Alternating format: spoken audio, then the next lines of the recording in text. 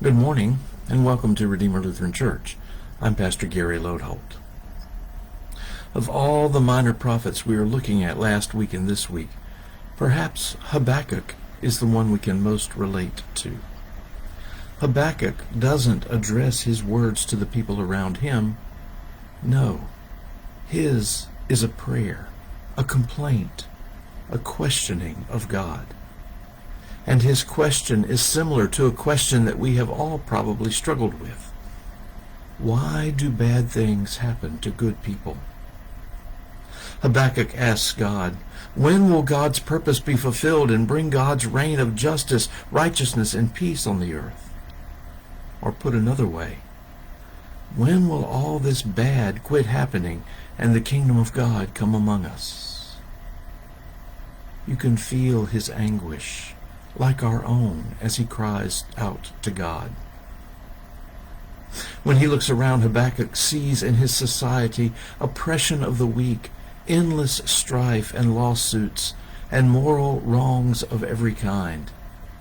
He says, "O Lord, how long shall I cry out for help, and you will not listen, or cry to you violence, and you will not save?" Despite his continual pleading with God to end the evil, God seems to ignore him and to leave the righteous helpless to correct society. We've probably been there too. Habakkuk raises the question of evil and then adds the question of where is God, and why does God seem so absent in the face of it? The Bible is being very honest and as real as it gets here. Then suddenly God answers Habakkuk, saying that God is rousing up the Babylonians to come and punish Judah for their sins. Habakkuk acknowledges that God has the right to do this, to punish Judah. But then he pushes the point. We may be bad, he tells God, but the Babylonians are even worse. When will God bring all this unrighteousness to an end? Habakkuk stations himself on a watchtower to look for God's answer, and a symbolic way of being open to God. And God does answer him, assuring him that God's righteous kingdom will come.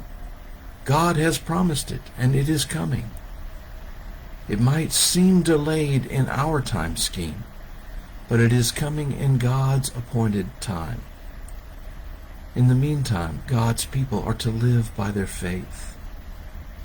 Habakkuk responds to all this with a powerful song of faith and trust in God. We have all asked Habakkuk's question, and the assurance Habakkuk receives is the same one we receive. God's got this. We see things from a limited perspective. The thing to do is to trust in God. Now, of course, when God tells Habakkuk that God's righteous rule will be put in place at the appointed time, I tend to think God has Jesus in mind.